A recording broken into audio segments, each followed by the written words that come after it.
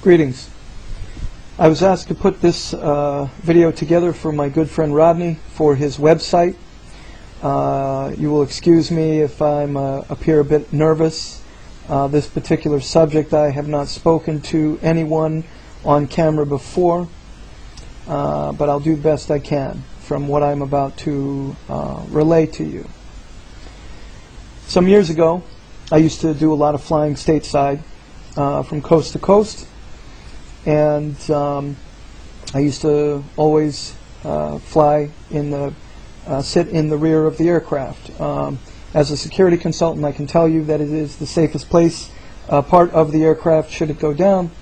But anyway, I would also try to look for pilots, and pilots that were also taking this flight. They were in uniform, easily recognizable, and were getting a free flight, to and from wherever. And they would also tend to sit in the rear of the aircraft. During one of these travels, I sat adjacent to one of these pilots, and he had a lot of stripes on his shoulder, so I assumed he, was kind of high up there. Anyway, he was a nice gentleman, polite, and at first, and I asked him, so have you ever taken any polar flights before? And he said, oh, sure. I've flown numerous polar flights over the years. I used to work for SAS Airlines, as well as some others, and I've done it many times. And I then asked him, so when you fly these polar flights, do you fly directly over the North Pole? And he then all of a sudden got defensive on me, and he said, well, wait, what are you asking me these questions for? He's looking around to see who else was paying attention. And I said, it's a very interesting subject to me, and I'm just curious. He said, look, you cannot, when pilots fly northern polar flights, they cannot fly directly over the North Pole. There is no North Pole. You fly around the pole. Why do you fly around the pole? Because there's a big frickin' hole up there. You cannot fly over the hole. And he said, but from the way that you're asking me these questions, I assume you already have heard some things about this. And I said, absolutely. And so he told me that he's actually flown around this lip of this opening of this hole, this enormous hole in the north. And he said if you tried to go further in towards this hole of this lip, over around the edge of this lip, then or into, all of your instrumentation would start to go haywire. And he said so you just couldn't do it, because it would be like flying an aircraft through outer space, as he put it. So he said you fly around the poles. We then spoke a little bit more on this subject.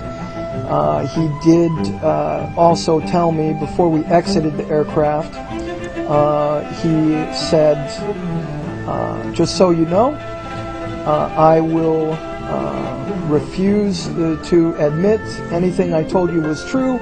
I will deny everything if ever you should say to anyone that I told you this. And he said, why? Because I like my job. I work for Delta Airlines now.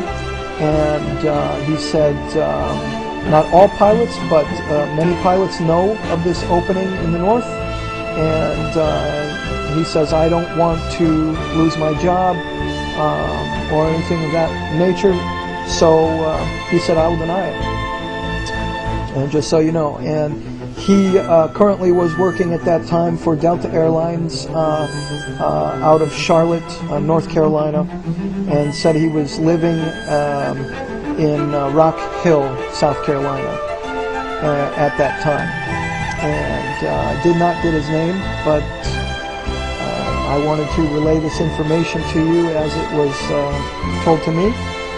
And I find this subject extremely interesting, even to this day. And so take it, this information with what you will, as you wish, and enjoy. On the 19th of February 1947, American explorer Rear Admiral Richard Byrd of the US Navy flew to the South Pole. It's said that when he came back, he wrote down what had happened on this expedition.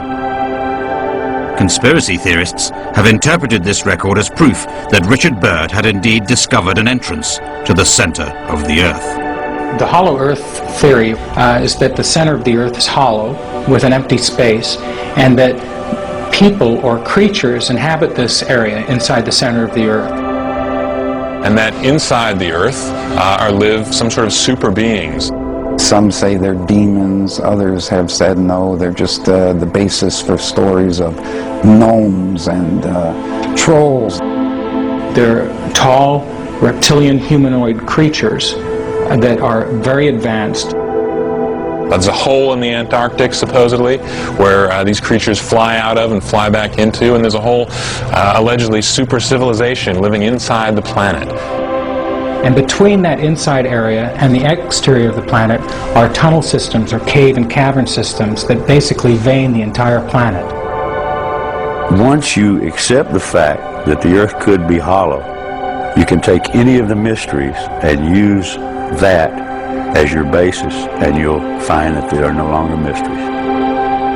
Skeptics of the hollow Earth theory claim that Rear Admiral Byrd's notebooks have been misinterpreted. I think you can read his statements and find a much more mundane explanation for them, but stated in poetic terms. I believe he said something about the land beyond the South Pole is a place of wonder, a secret place of wonder, something like that. What he is meant to have said is, I'd like to see that land beyond the pole. That area beyond the pole is the center of a great unknown. And this was enough to trigger the thought in some minds that the Earth could be hollow. So how likely is that? Since we have not yet sent a probe down to the center of the Earth, we still are basing all of our knowledge on the interior of the Earth on theory and hypothesis. And just because one person is a scientist doesn't mean that his hypothesis or theory is any better than somebody else. Even present-day governments are fueling the conspiracy. The government has thrown many hints. They've taken photographs and given them to key people who investigate these things, and then ridicule them later, and it's all a misinformation game.